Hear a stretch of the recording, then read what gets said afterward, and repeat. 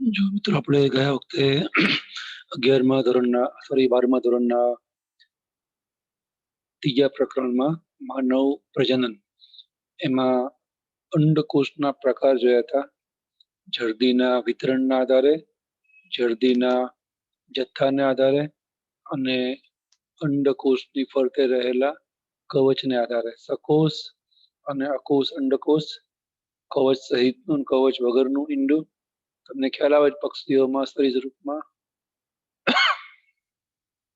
સફેદ કવચ હોય એટલે સકોષ કહેવાય. ત્યારે માણસના અંડકોષની ફરતે કવચ ના હોય, કારણ કે એની અંદર ગર્ભ વિકાસ અને ફલન શરીરની અંદર થાય છે. એટલે અંડકોષને ફરતે રક્ષણાત્મક આવરણની જરૂર નહીં. એટલે એમાં અકોષ અથવા કવચ વિહીન અંડકોષ હોય. બીજું, જળદીના જથ્થા પ્રમાણે અંડકોષના પ્રકાર પાડીએ તો કોઈકમાં જળદી વધારે હોય, કોઈકમાં જળદી રૂપી પોષક પદાર્થ જે ગર્ભ વિકાસ માટે જરૂરી હોય એ ઓછો હોય. તો એનું કારણ પણ આપણે સમજાવેલું. જો ગર્ભ વિકાસ માતાના શરીરમાં થાય તો પોષણ વિકસતા ગર્ભને માતાના શરીરમાંથી મળે, એટલે નેચરલી એની અંદર જળદીની બહુ ખાસ જરૂર રહે નહીં. પણ જો ગર્ભ વિકાસ માતાના શરીરની બહાર થાય તો નેચરલી એને પોષણની જરૂર પડે. તો એની અંદર જળદીનું પ્રમાણ વધારે હોય. એ દ્રષ્ટિએ આપણે એવી રીતે 4 પ્રકાર જોયા હતા જળદીના જથ્થા પ્રમાણે. એક તો અજર્દીય અંડકોષ, માણસનો અંડકોષ અજર્દીય કહેવાય. પછી અલ્પ જર્દીય અંડકોષ એમ્ફિયોક્સસ, અથવા તો અમુક સૂળચરમી સમુદાયમાં સાગરગોટા જેવા પ્રાણીઓના અંડકોષમાં જર્દી થોડી હોય, જર્દી બિંદુઓના રૂપમાં. પછી મધ્યમ જર્દી અંડકોષ, જેમાં જર્દી અંડકોષમાં અડધા ની આસપાસ હોય, અંડકોષની અંદર અડધો અંડકોષ જર્દીથી ભરેલો હોય, જેને આપણે વર્ધક ધ્રુવ કહીએ છીએ. અને બાકીના અડધા ભાગમાં અંડકોષમાં કોષરસ ને કોષ કેન્દ્ર હોય, એને પ્રાણી ધ્રુવ કહેવાય. અને જેમાં જર્દી પુષ્કળ હોય, વર્ધક ધ્રુવ જ મોટો ભાગ અંડકોષનો રોકતો હોય, એટલે જર્દી જ તે અંડકોષ છે એનાથી ભરાયેલી હોય. કોષરસ ને કોષ કેન્દ્ર બહુ નહિવત જગ્યામાં ગોઠવાય. એટલે પ્રાણી ધ્રુવ નહિવત જગ્યા રોકે, વર્ધક ધ્રુવ પુષ્કળ જગ્યા રોકે, તો એને વિપુલ જર્દીય અંડકોષ કહેવાય. અને એના પછી આપણે જર્દીના વિતરણ વહેંચણી પ્રમાણે અંડકોષના 2 પ્રકાર જોયા હતા. અજર્દીય અને અલ્પ જર્દીય અંડકોષ છે એ બંને જર્દીના વિતરણ પ્રમાણે સમજર્દી અંડકોષમાં આવે, જેમાં જર્દી એક સરખી, સમ એટલે સરખી કોષમાં કોષરસમાં વિતરિત થયેલી હોય. જ્યારે મધ્યમ જર્દીય અને વિપુલ જર્દી અંડકોષમાં જર્દી વધારે હોય, એની ઘનતા વધારે હોવાથી અંડકોષમાં નીચેની બાજુએ એ બેસી જાય, તો એને આપણે કહીએ છીએ અધોજર્દીય અંડકોષ. જર્દી અધો દિશામાં કોષના કોષરસમાં ઉઠવાયેલી છે એવો અંડકોષ. તો આ બધી આપણે વાતો શીખ્યા. પછી એક છેલ્લો મુદ્દો આપણે ગયા લેક્ચરમાં જોયો હતો, એને હજી એક યાદ કરી લઈએ કે જે અંડકોષ છે એની ફરતે રહેલું પુટકીય અધિચ્છદ, જેને કોરોના રેડિયેટા પણ કહેવાય ઇંગ્લિશમાં. કોરોના રેડિયેટા એટલે કે અંડકોષની ફરતે રહેલું પુટકીય અધિચ્છદ. એ પુટકીય અધિચ્છદ અને અંડકોષની ફરતે પણ એક આવરણ જોવા મળે, આપણે નામ આપેલું જોના પેલ્યુસિડા. એની ફરતે પણ બીજા 2 આવરણો જોવા મળે, જેને આપણે કહીએ થીકા ઇન્ટરના અને થીકા એક્સટરના, જેમાંથી અંતઃસ્ત્રાવોનો પણ સ્ત્રાવ થતો હોય છે. એ સિવાય છેલ્લે અંડકોષ, ખાસ તો અંડપિંડ ઉપર છેલ્લે દ્વિતીય પૂર્વ અંડકોષ કે જે અંડપુટિકામાં હોય, એ તૃતીય અંડપુટિકા અથવા એને કહેવાય ગ્રાફિયન અંડપુટિકા. એમાં એક પોલાણ ઉત્પન્ન થાય, જે પોલાણમાં જો કે અવકાશ કે હવા નહીં પણ પ્રવાહી ભરી હોય. એ પોલાણને આપણે એન્ટ્રમ નામ આપેલું, એન્ટ્રમ. અને ત્યાં સુધી એનો વિકાસ થાય, એનું કદ વધે, પછીથી એનું સ્ફોટન થાય, તૂટે ને એમાંથી અંડકોષ છે દ્વિતીય પૂર્વ અંડકોષની અવસ્થાએ મુક્ત થાય. તો ત્યાં સુધી આપણે શીખ્યા હતા. હવે આગળ જઈએ. આજે આપણે જે અંડપિંડમાં અંડકોષનો વિકાસ થાય અને એમાંથી અંડકોષ છૂટો કઈ રીતે પડે, અને એ દરમિયાન એ અંડપિંડમાં આવી રીતે અંડ કોષનો વિકાસ થાય અને એમાંથી અંડકોષ છૂટો પડે, એમાં જે કંઈ અંતઃસ્ત્રાવના કારણે ફેરફારો થાય એની સમાંતરે ગર્ભાશયમાં પણ ફેરફારો થાય. તો આપણે અહીંયા અંડપિંડમાં જે કંઈ ફેરફારો થાય એ રિપીટેટિવ ફેરફારો હોય ને, કારણ કે દર મહિને એકની એક જ પ્રક્રિયા હોય. તો અંડપુટિકાનો વિકાસ થાય, એ વખતે એમાંથી ઈસ્ટ્રોજનનો સ્ત્રાવ થાય અને પછીથી અંડપુટિકા તૂટે, એમાંથી અંડકોષ મુક્ત થાય અને તૂટેલી જગ્યાએ પીળા કલરનું આવરણ બને અંડપિંડ ઉપર, જેને આપણે કોર્પસ લ્યુટિયમ કહીએ છીએ, કારણ કે લ્યુટીન નામના પીળા રંજક દ્રવ્યયુક્ત એ આવરણ છે. હવે એમાંથી પ્રોજેસ્ટરનો સ્ત્રાવ થાય. વળી પાછું ત્યાં બીજી અંડપુટિકા વિકાસ પામે અને એમાંથી ઈસ્ટ્રોજનનો સ્ત્રાવ થાય અને એને કારણે પ્રાથમિક, દ્વિતીયક અને તૃતીયક અંડપુટિકાનો વિકાસ થાય. છેવટે તૃતીયક મતલબ ગ્રાફિયન અંડપુટિકાનું સ્ફટન થાય અને એમાંથી અંડકો છૂટો પડે. વળી પાછું ત્યાં જ્યાં એ તૂટી હોય એ જગ્યાએ પીળા કલરનું કોર્પસ લ્યુટિયમ બને અને વળી પછી એમાંથી પ્રોજેસ્ટરનો સ્ત્રાવ થાય. આમ અને વળી પાછું એ પણ તૂટી જાય. આપણે સમજાવ્યું છેવટે પછી કાયમી ધોરણે પ્રોજેસ્ટર સ્ત્રાવ થઈ રાખશે નહીં, થોડોક સમય થાય પછીથી એનું વિઘટન થાય કે પીળા રંગના આવરણનું પણ, જેને આપણે પછી કોર્પસ લ્યુટિયમ નહીં પણ કોર્પસ આલ્બિકન્સ કહીએ છીએ, આલ્બિકન્સ. એમાંથી હવે પ્રોજેસ્ટર સ્ત્રાવ નહીં થાય. તો આમ અંડપિંડમાં રિપીટેટિવલી પુનરાવર્તિત રીતે એકાંતરે આ ઇસ્ટ્રોજન પ્રોજેસ્ટરનો સ્ત્રાવ છે થઈ રાખે, તો એને અંડપિંડીય ચક્ર કહેવાય, ઓવેરિયન સાયકલ. કારણ કે અંડપિંડને ઓવેરી કહેવાય, OVARY, ઓવેરી. અને એનું આ ચક્ર ચાલે રાખે એટલે એને ઓવેરિયન સાયકલ કહેવાય. એની સમાંતર આપણે હમણાં કીધું એમ ગર્ભાશયમાં પણ ફેરફારો થતા રહે, કારણ કે ગર્ભાશયની અંદર જે આ અંડપિંડ જે અંડકો છૂટો કરે, મુક્ત કરે અને એનું જો ફલન થાય તો ગર્ભનું સ્થાપન થવાની જરૂરિયાત માટે ગર્ભાશય પણ તૈયાર થવું જોઈએ ને. તો એ ગર્ભાશય તૈયાર થાય અને માનો કે ફલન ન થાય તો એ દ્વિતીય પૂર્વ અંડકોષની અવસ્થા અંડકોષ નિકાલ પામે. તો ગર્ભ સ્થાપનની તૈયારી માટે જે કંઈ ગર્ભાશયમાં ફેરફાર થયા હોય એ નકામા જાય. એટલે કે એમાં જે કંઈ રુધિર ભરાયું હોય એ નકામું જાય. એ બધું રુધિર છે એ નિકાલ પામે, જેને આપણે રક્ત સ્ત્રાવ કે માસિક સ્ત્રાવ કહીએ છીએ. વળી બીજા મહિને વળી પાછો બીજો દ્વિતીય પૂર્વ અંડકોષ એ અંડપિંડમાંથી મુક્ત થઈ અંડવાહિનીમાં પ્રવેશે. એટલે જો વળી પાછું એ મહિને એનું ફલન થાય તો વિકસતા ગર્ભને પોષણ આપવા ગર્ભાશય તૈયાર થાય. અને જો એનું ફલન ન થાય તો બીજા મહિને પણ, જેમ કે પરણેલી સ્ત્રી ના હોય, હજી કુંવારી હોય, તો દર મહિને માસિક સ્ત્રાવ વખતે એની અંદર અંડકોષ ઉત્પન્ન થાય નિકાલ પામે, અંડકોષ ઉત્પન્ન થાય નિકાલ પામે. નેચરલી એની અંદર ફલનની કોઈ શક્યતા નથી. તો એ વખતે ગર્ભાશય દર મહિને એ ગર્ભ સ્થાપન માટે તૈયાર થાય. કુદરતી છે, કુદરતને ખ્યાલ નથી કે ક્યારે ફલન થશે, તો દર મહિને એ ગર્ભાશય તૈયાર કરે છે. એટલે કે રુધિરનો ભરાવો થાય. છેવટે પછી રુધિર વધારાનું જે કે ભરાયું નિકાલ પામે. તો ગર્ભાશયમાં પણ આવી રીતે એકાંતરે એની દિવાલમાં રુધિર ભરાય અને જો ફલન ન થાય, ગર્ભ સ્થાપન ન થાય, તો ભરાયેલું રુધિર ગર્ભ સ્થાપન અને ગર્ભ વિકાસની તૈયારી માટે જે ભરાયેલું રુધિર છે ગર્ભાશય દિવાલમાં બધું નિકાલ પામે. માસિક સ્ત્રાવ એમ એમાં પણ એકાંતરે રુધિર ભરાય અને રુધિર નિકાલ પામે, રુધિર ભરાય રુધિર નિકાલ પામે. એ ફેરફારો એકાંતરે અંડપિંડની સાથે સાથે થઈ રાખે. એને આપણે કહીએ છીએ ગર્ભાશય ચક્ર. પહેલું આપણે શું નામ આપ્યું? અંડપિંડીય ચક્ર, ઓવેરિયન સાયકલ. આને કહેવાય ગર્ભાશય ચક્ર. ગર્ભાશયને યુટરસ કહેવાય, UTERUS, યુટરસ. એટલે એને યુટરાઇન સાયકલ પણ કહેવાય. અહીંયા અંડપિંડ અને ગર્ભાશયમાં એકાંતરે ફેરફાર થઈ રાખે.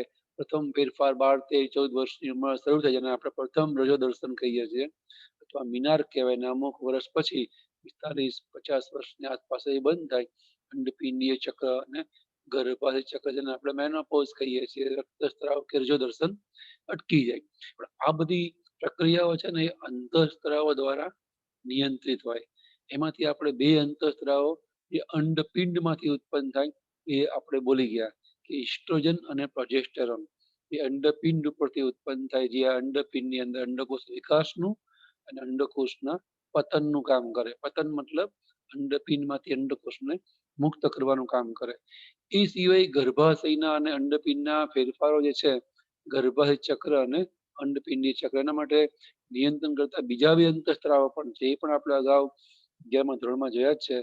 પિટ્યુટરી ગ્રંથિના અંતઃસ્ત્રાવો છે અગ્રખંડના, જેને આપણે કહીએ છીએ જીટીએચ પ્રકારના અંતઃસ્ત્રાવ, ગોનેડોટ્રોપિન હોર્મોન. એની અંદર બે અંતઃસ્ત્રાવનો સમાવેશ થાય, FSH અને LH, ફોલિકલ સ્ટિમ્યુલેટિંગ હોર્મોન અને લ્યુટિનાઇઝિંગ હોર્મોન. તો આ બે અંતઃસ્ત્રાવો પણ આ ગર્ભાશય ચક્ર અને અંડપિંડીય ચક્રના નિયંત્રણમાં અગત્યનો ભાગ ભજવે છે. તો આ ચારેય પ્રકારની વસ્તુઓ એકબીજાના સંકલનથી કેવી રીતે નિયંત્રિત થાય છે અને નિયંત્રણ કરે છે એ સમજાવતું એક કોષ્ટક એ આપણને પાઠ્યપુસ્તકમાં પેજ નંબર 50 ઉપર આપેલું છે. પાઠ્યપુસ્તક લઈને બેઠા ના હોય તો જો ટેક્સ્ટબુક આપણી લઈ અને એમાં 50 નંબરનું પેજ જો, જે આપણને કોષ્ટક આપી છે એ કોષ્ટકની અંદર ચારેય વસ્તુ એક સંગાથે એકબીજાના ઇન્ટિગ્રેશન કે સંકલન કેવી રીતે કામ કરે છે એ સમજાયું છે. તો આપણે અગાઉ સમજ્યા જ છે, ફરી થોડુંક આપણે એને યાદ કરીએ કે કેવી રીતે એ અંતઃસ્ત્રાવો આ અંડપિંડ અને ગર્ભાશયની એકાંતરે થતી પુનરાવર્તિત પ્રક્રિયાનું નિયંત્રણ કરે છે.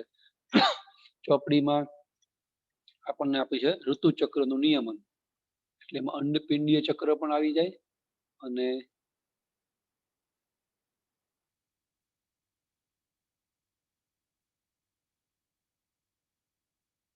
ગર્ભાશય ચક્ર પણ આવી જાય.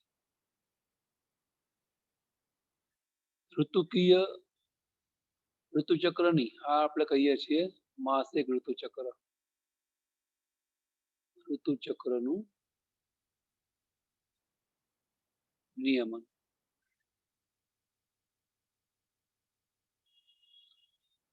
અહીંયા આપણે એવું સ્વીકારીએ છીએ કે માસિક સ્ત્રાવનું આખું સાયકલ, જે રિપીટેટિવ સાયકલ એકાંતરે જે ફેરફાર થઈ જ રાખે પુનરાવર્તિત રીતે, એ માસિક ચક્ર છે એ 28 દિવસનું છે એવું આપણે સ્વીકારીને ચાલીએ છીએ. એ પ્રમાણે અહીંયા આપણે કયા સમયે અંડપિંડ ગર્ભાશયમાં કયા ફેરફારો થાય, અંતઃસ્ત્રાવમાં કયા ફેરફારો થાય એ પ્રમાણે આપણે ગણતરી આપીએ છીએ. અહીંયા આપણે આ ચક્ર છે એ 28 દિવસનું છે માનીને ચાલીએ છીએ. તો અહીંયા આપણે જે કંઈ કોષ્ટક છે એને આપણે બતાવીએ તો એ આપણને આ રીતમાં આપેલું છે.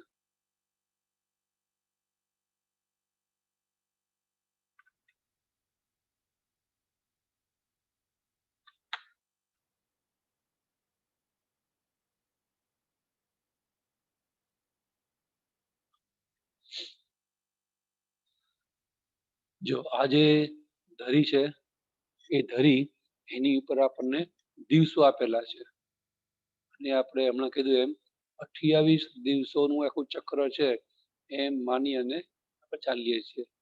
અહીંયા અલગ અલગ પ્રકારની આપણને પ્રક્રિયાઓ આપેલી છે. અહીંયા શરૂઆતમાં આપણને ફેરફાર આપે છે ગર્ભાશયના.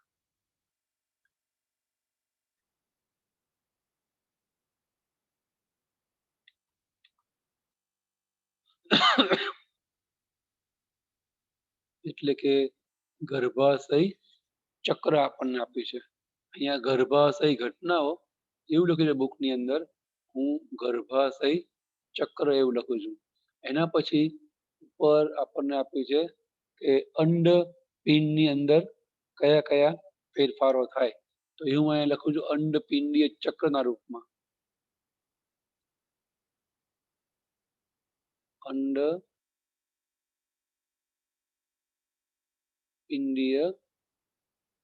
ચક્ર.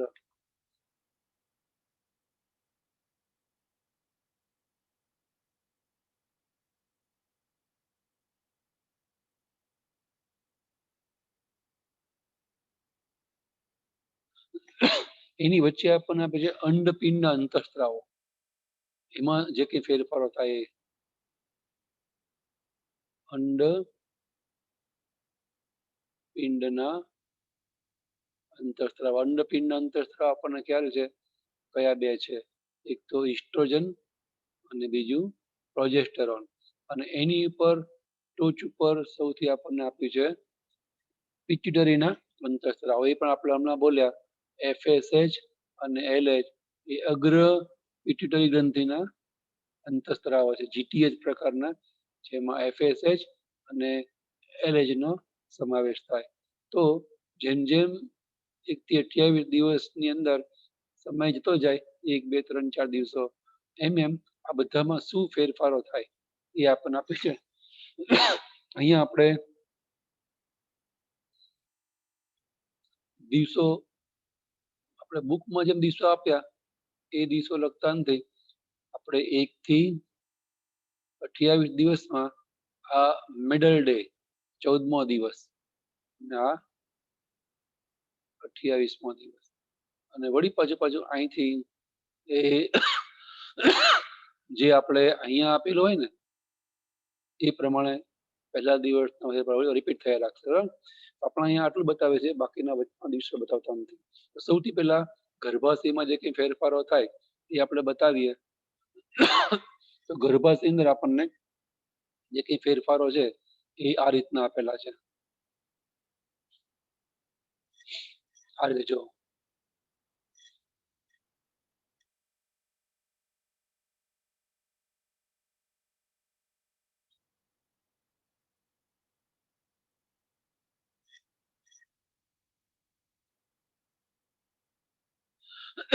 તમારે આવી રીતે તરંગ દોરવાનું, અને પછીથી એની અંદર અહીંયા તરંગિત લાઈનથી અમને જોઈ દેવાનું.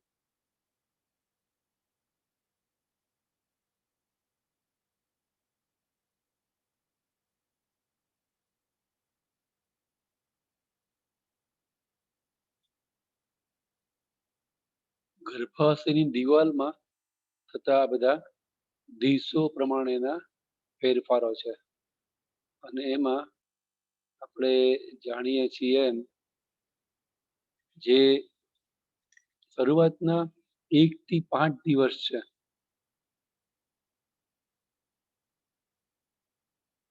શરૂઆતના 1 થી 5 દિવસનો પહેલો તબક્કો એને આપણે કહીએ છીએ રક્તસ્ત્રાવ તબક્કો. રક્તસ્ત્રાવ તબક્કો.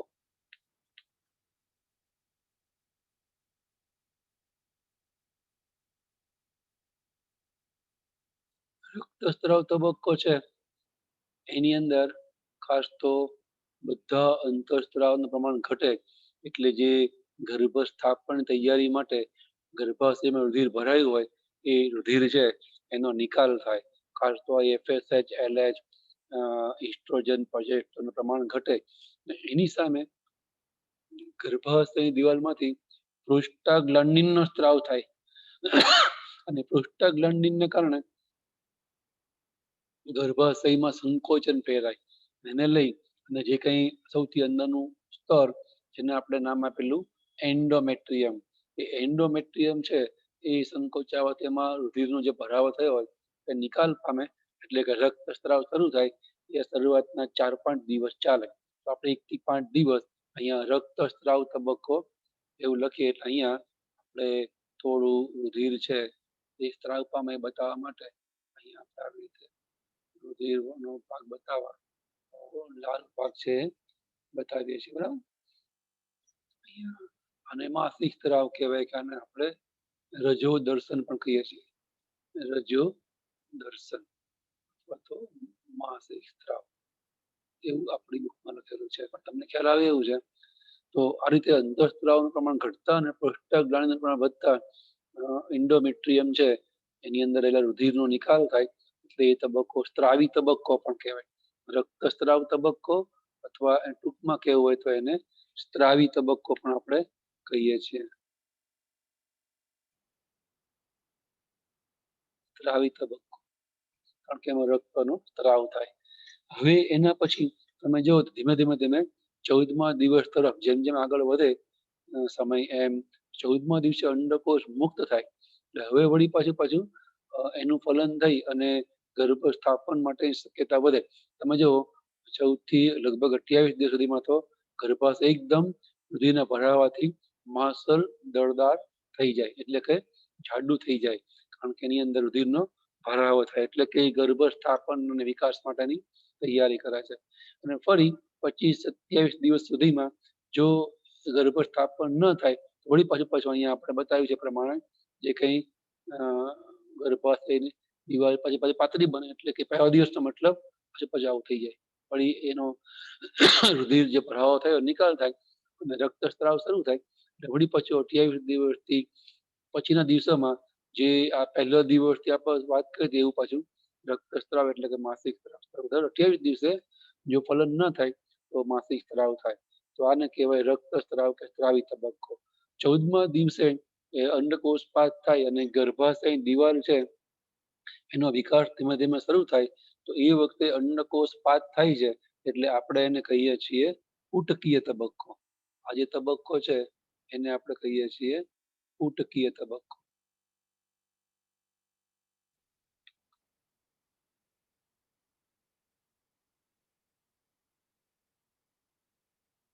કારણ કે અંડ પુટિકાનું સ્ફોટન થઈ એમાંથી અંડકોષ છૂટો પડે એને અંડકોષપાત કહેવાય.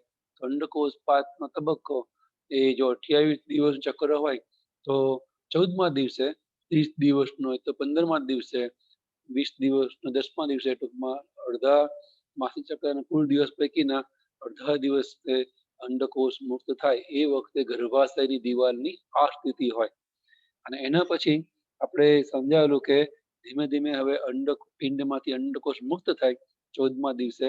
હવે અંડપિંડ ઉપર જ્યાં અંડકોષ મુક્ત થયો હોય એ જગ્યાએ પીળા કલરનું આવરણ બને, જેને કહેવાય કોર્પસ લ્યુટિયમ.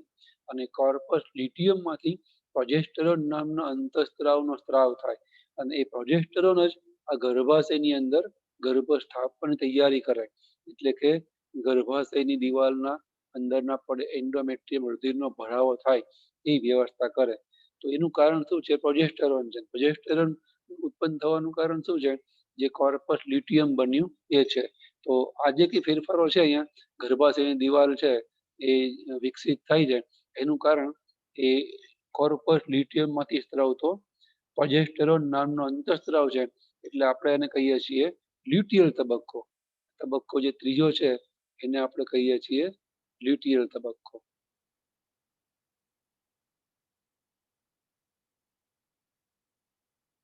ગર્ભાશયની અલગ અલગ દિવસોની 1 થી 14 દિવસ, 14મા દિવસે, 14 થી 28 દિવસના દરમિયાન જે કઈ ફેરફારો થાય એને આપણે આવા 3 તબક્કામાં વહેંચીએ છીએ. માસિક સ્ત્રાવ અથવા રક્તસ્ત્રાવ કે સ્ત્રાવી તબક્કો, ઉટકીય તબક્કો અંડકોષ મુક્ત થાય, અને લ્યુટિયલ તબક્કો અંડકોષ મુક્ત થવાથી બનેલું પીળા કલરનું આવરણ અંડપિંડનું કોર્પસ લ્યુટિયમ એ પ્રોજેસ્ટેરોન સ્ત્રાવ કરી અને ગર્ભાશયની ગર્ભ સ્થાપન તૈયાર કરે એ તબક્કાને કહેવાય લ્યુટિયલ તબક્કો. તો ગર્ભાશયમાં આ પ્રકારના ફેરફાર રિપીટેડલી થઈ જ રાખશે. મીનવાઇલ જે અંડપિંડ છે એમાં કયા ફેરફારો થાય?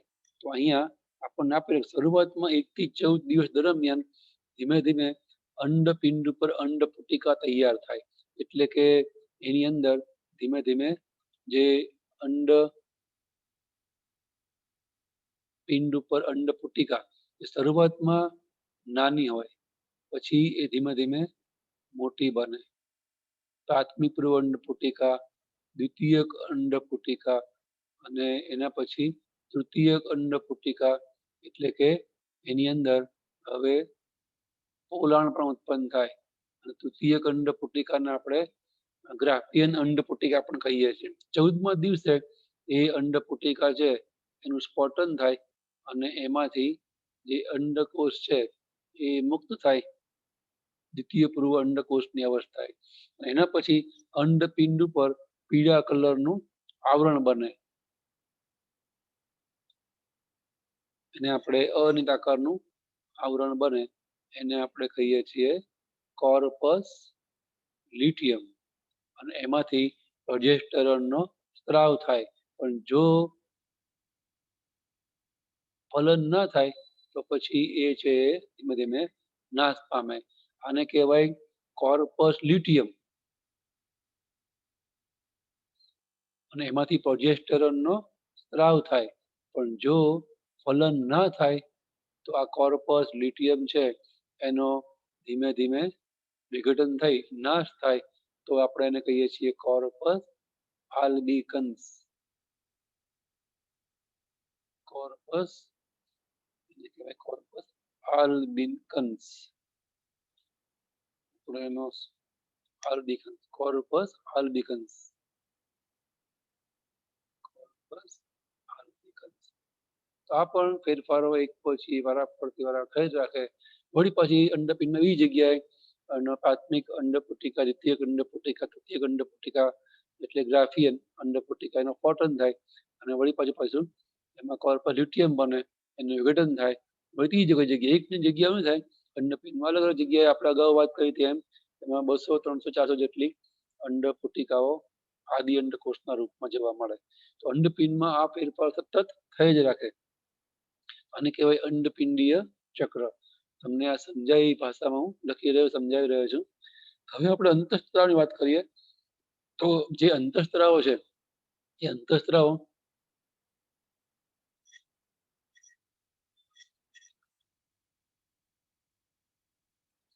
અંડપિંડની પહેલા આપણે વાત કરીએ, એ વચ્ચે આપી છે એમાંથી બે અંતઃસ્ત્રાવ ઉત્પન્ન થાય, ઇસ્ટ્રોજન અને પ્રોજેસ્ટ્રોન.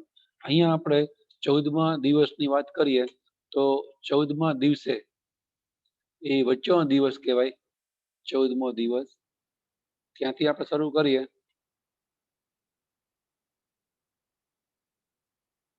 તો આપણે એવું કહીશું કે જે આ ઇસ્ટ્રોજન છે એ ઇસ્ટ્રોજન એ શરૂઆતમાં એનું લેવલ છે ઓછું હોય અને જેમ જેમ સમય જાય એમ 14મા દિવસ સુધીમાં એનું પ્રમાણ ખૂબ વધી જાય. કારણ કે 14મા દિવસે અંડપુટિકા પૂરેપૂરી વિકાસ પામી હોય ગ્રાફિયન અંડપુટિકાના રૂપમાં, અને પછીથી એનું સ્ફોટન થાય, અંડપુટિકા જ ના રહે તો દિવાલમાંથી સ્ત્રવતો આ જે ઇસ્ટ્રોજન છે એ પણ ઘટી જાય. વળી પાછો સમય જાય એમ વળી પાછો 28 દિવસ પછી પહેલો દિવસ શરૂ થાય બીજી અંડપુટિકાની દિવાલમાંથી વળી ઇસ્ટ્રોજનનો સ્ત્રાવ છે શરૂ થાય. ઇસ્ટ્રોજનમાં ક્રમિક આ ફેરફારો થઈ જ રાખશે. એની સામે પેરેલલ જે પ્રોજેસ્ટેરોન છે એ શરૂઆતમાં ના આવે, કારણ કે પ્રોજેસ્ટેરોન ક્યાંથી ઉત્પન્ન થાય, કોર્પસ લ્યુટિયમ માંથી. કોર્પસ લ્યુટિયમ તો હજુ બન્યું જ નથી, અત્યારે તો અંડપુટિકા છે, પણ 14મા દિવસ પછી અંડપુટિકા જેવી તૂટે અને આ કોર્પસ લ્યુટિયમ છે બને એટલે એમાંથી તરત પ્રોજેસ્ટેરોનનો સ્ત્રાવ છે શરૂ થાય. અને પછી જો ફલન ના થાય તો એ કોર્પસ લ્યુટિયમ પણ તૂટી અને કોર્પસ આલ્બિકન્સમાં ફેરવાઈ જાય, વળી પાછું એનું પ્રમાણ પણ પાછું ઘટી જાય. જો આ બે અને આ બે સમાંતર સામસામે થઈ ગયા, વળી પાછા પહેલો દિવસ જેવા અંતઃસ્ત્રાવના લેવલ હતા એટલા આપણે બતાવી દીધા. તો આ ફેરફારો છે અંતઃસ્ત્રાવના સતત ફેરફારો થયેલા કે અંડપિંડની અંડપુટિકાનો વિકાસ થાય એટલે ઇસ્ટ્રોજન છે એનું પ્રમાણ વધે અને ધીમે ધીમે અને પછી પ્રોજેસ્ટરનું પ્રમાણ છે વધે. વારાફરતી આ પ્રમાણ વધઘટ થઈ જ રાખે. હવે એની સામે જે પિટ્યુટરી ગ્રંથિના અંતઃસ્ત્રાવો છે FSH અને LH. તો અહીંયા આપણને બતાવ્યું છે કે જે FSH નામનો અંતઃસ્ત્રાવ છે એ શરૂઆતમાં ઓછો હોય અને પછી 14મા દિવસે એનું પ્રમાણ છે એ ઘણું બધું વધી જાય અને વળી પાછું પ્રમાણ છે એ ઘણું બધું ઘટી જાય. એની સામે જે